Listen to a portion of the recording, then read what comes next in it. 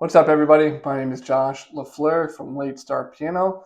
Today, we're going to be talking about 7 practice mistakes that a lot of brand new beginner piano players make, especially if you're an adult, especially if you've never had any experience with the piano, you never played before, you never taken music lessons, and you're just starting to learn how to play now in your adult years.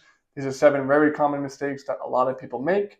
I'm going to point them out to you, make you conscious of them, make you aware of these mistakes so that you can fix them, so that you can play the piano the way you've always wanted to. And without any further hesitation, we will get right into it. So, first point, this is probably the most egregious, the most common of all, is when you are practicing a song, whether you've been working on it for a couple weeks or you've been working, or it's brand new, maybe. It's when people make a mistake at a certain measure or a certain phrase, what they will do, and this is the wrong thing to do, they will go back to the very beginning of the song and start over. And what happens is they end up in this vicious cycle. So let's say the mistake they're making is in measure 10. They will start playing the song. They'll play measures 1 through 9 perfectly. Then they hit measure 10. They make a mistake. Then they go back to measure 1. They play measures 1 through 9 perfectly. They get to measure 10. They make a mistake. They go back to measure 1, and they do the same thing over and over. If you already have pieces of a song down and you are just struggling with one section of a song before you can move on, you don't need to go back to the beginning every time and restart. Just work on that one measure. Maybe when you first sit down for the day, when the first time you run through the song, sure, you can play through the whole song. As long as the measure 1 through 9 in the example, let's say, you're still playing well, then you don't need to go back and revisit it for the rest of the practice session. Just start on measure 10. If that's your problem area, try to fix measure 10. Then once you think you have it down, just play measure 10 by itself, let's say 3 or 4 times. And if you still have it down, then go back to the beginning, repeat it, and see if you can add that measure 10 in with everything else that you've been learning.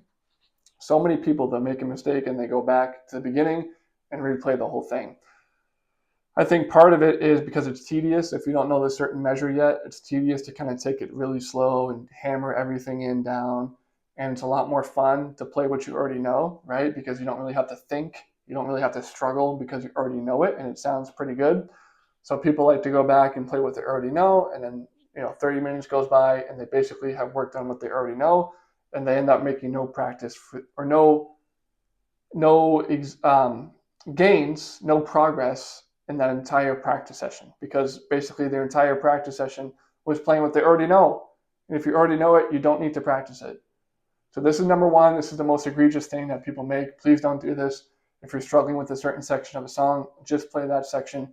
You don't need to go back and play the whole thing every single time. I think I've talked about that enough. Point number 2 is people try to sight read a new piece every single time. So this is for brand new pieces. People will take the piece and they will just start at measure 1 and they'll try to play the whole thing through. And even if it's kind of the way there, you might be making a ton of mistakes, or even if you're just making a few mistakes, people will just keep going and play the whole piece right through. Instead, what you want to do is, if you're not actively practicing sight reading, because that's different, but if you're trying to just practice the song, not sight reading specifically, what you would want to do is analyze the piece of music.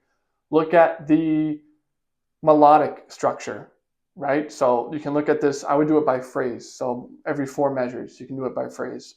Phrase 1, what's the lowest note? What's the highest note? What fingers should you be using? What's going to make it easier to reach that lowest note and to reach that highest note? What's a good finger to transition off of? That's all the melodic pieces that you're looking for.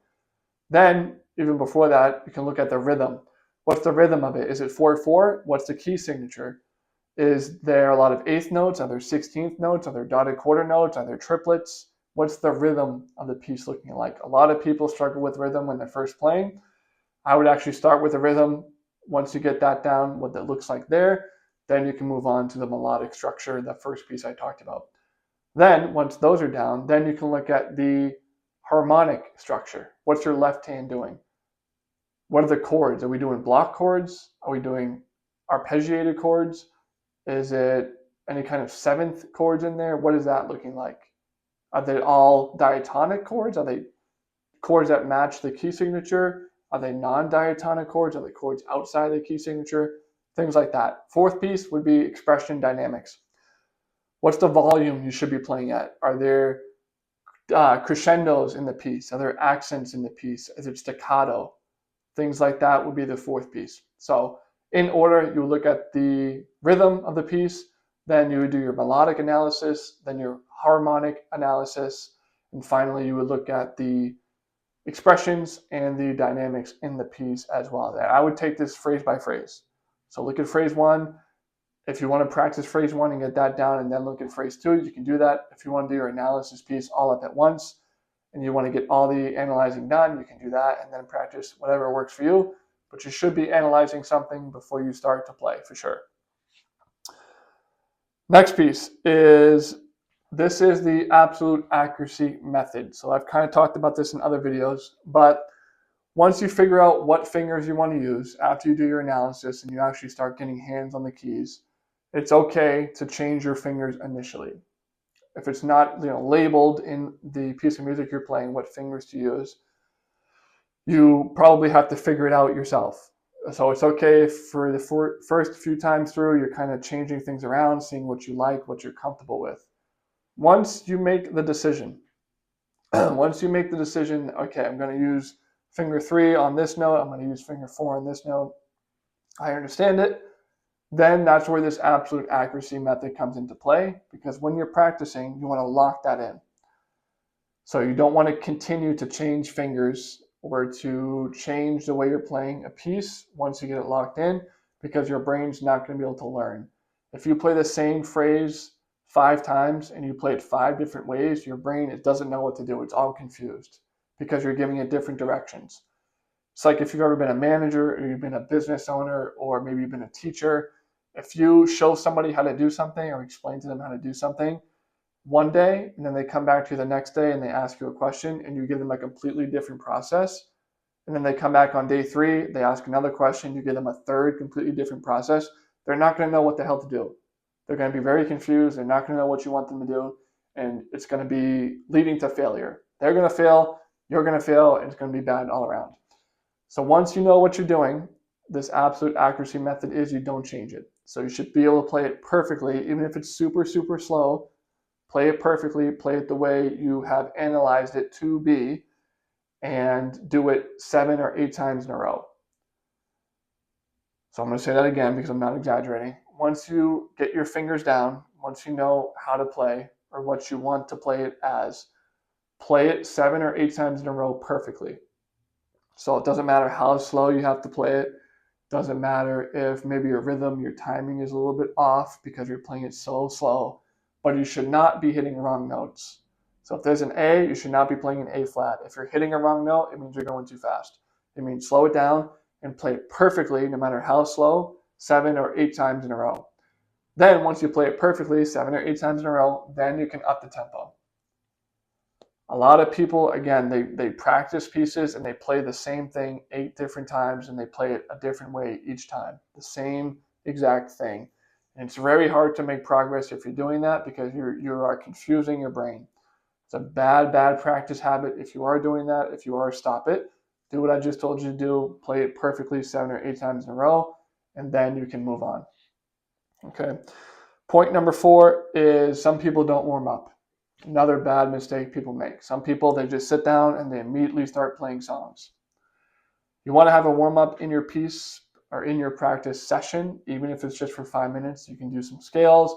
You can do hand-in exercises. You can work on arpeggios. You can do a bunch of different versions of scales. I mean, parallel motion, contrary motion, and thirds and tenths, whatever you want to do. Both hands together, one hand separate. There's so many different variations, but you should be doing some kind of warm-up. You want to get the blood flowing in your fingers.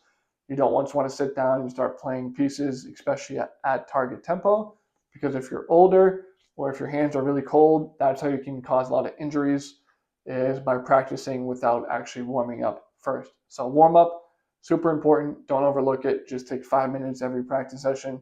Just move your hands, go up and down the piano, no matter what you're doing, arpeggios, scales, it doesn't matter. Just get your hands moving, get your body moving, and you will also practice better because now you're actually warmed up and your body is ready to perform the way it needs to perform. Point number 5, a lot of people make mistakes, is not using a metronome. So a lot of people, when they're playing, they don't use a metronome, they play without it. And what's funny about this is people will say that they have a song down, like they feel very comfortable with it. And then when they bring the metronome out and they do try to play it at tempo, it's all messed up. And that's when they realize their phrasing is incorrect. They don't actually have it down the way that they thought they did. So instead of that happening to you, and maybe you feel kind of embarrassed, practice with the metronome the whole time. Start super slow again. Start super slow if you have to. Then up the tempo by 5 beats per minute, 10 beats per minute, whatever it is, until you're at that target tempo. If you have the time, and if maybe the song is important to you, whatever song that you're learning, you can even practice the song faster than the target tempo by 5 or 10 beats per minute. That way, when you practice it at the regular, slower tempo, it's going to be even easier for you to play. You don't have to do that, but just an idea if you want to, if you find that helpful. But either way, no matter what, use a metronome. It'll help you with your phrasing. It'll help you actually play it the way it needs to be played. Point number 6 is people don't end on a positive note.